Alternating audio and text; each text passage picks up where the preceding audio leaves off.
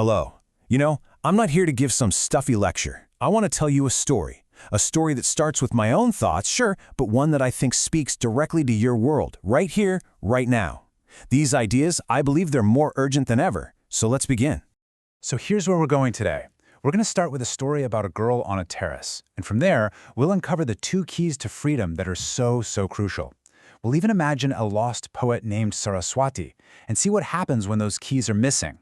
Then, we'll take these ideas and use them to unlock some of your own literature, before I hand you a practical toolkit you can use yourself. And finally, we'll see how one small voice can start to change everything. All right, so let's start this journey. But not with a big, abstract theory, no. Let's start with a person.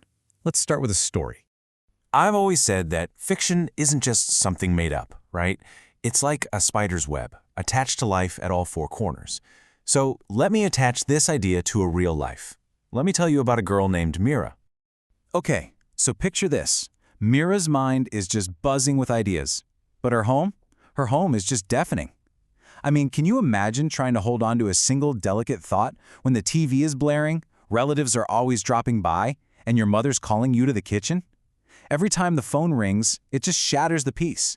There was literally nowhere for her thoughts to go. But then, one day, she finds it, the terrace. There's just a broken chair, a little bit of shade, and quiet. It wasn't anything special, but it was hers. And in that quiet, for the very first time, her own thoughts started to flow.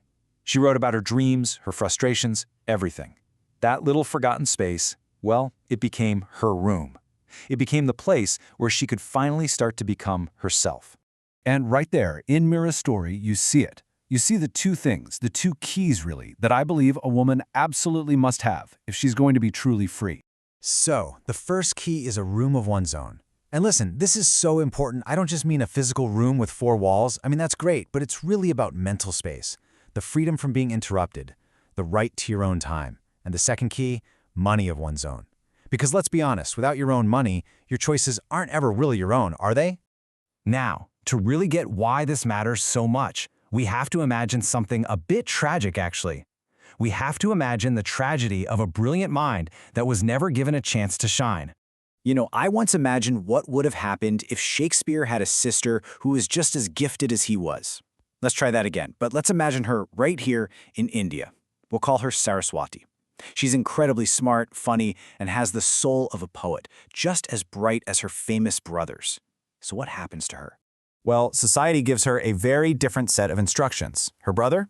He gets sent to school. Her? She gets sent to the kitchen.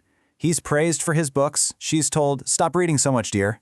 His ambition is seen as a wonderful thing. She's warned, "Oh, girls shouldn't dream so big." That incredible genius inside her is just quietly snuffed out. So, I have to ask you, and I want you to really think about this.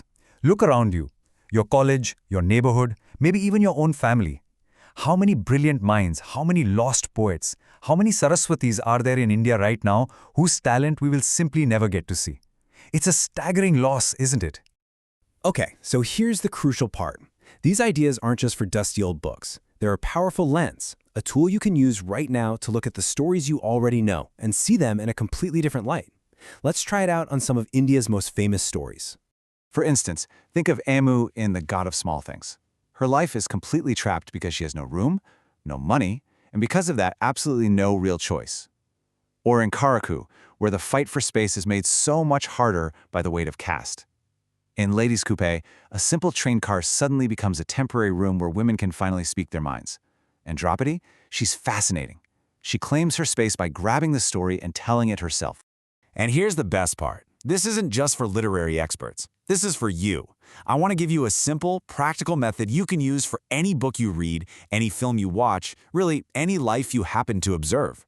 Here it is. It's a simple method for seeing those invisible structures that shape a woman's life. When you're reading a story, just ask yourself these questions. 1. Does she have space, physical and mental? 2. Does she have her own money? 3. Does she have a voice or is she silenced? 4.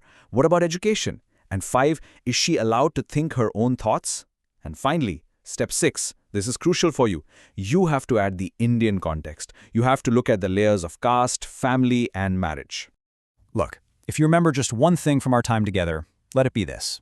It's a formula. really. A formula for analysis, sure, but it's also a formula for a life. Space plus money plus voice equals a woman's freedom. It's that simple and that profound. And that powerful idea brings us right back to where we started, back to that small, quiet terrace in Ahmedabad. So, what happened to Mira? Well, from that little space she claimed for herself, something amazing began to grow. First, she's just writing in secret, right? But that gives her confidence. So she starts a blog. And you know what? People read it. She starts to earn a tiny bit of money, her own money. And with that space and that money, her voice got stronger. So much stronger, in fact, that one day she didn't just escape to the terrace. She walked downstairs and said, "I want a study room." So, the final thought I want to leave you with is this. Never, ever underestimate the power of a small space. Never underestimate what can grow in the quiet. Because a small room, whether it's a terrace or just a corner of your own mind, can create a powerful voice. And a powerful voice, once it finds its strength, can absolutely change the world. So the question I have for you is this: where will you find your room?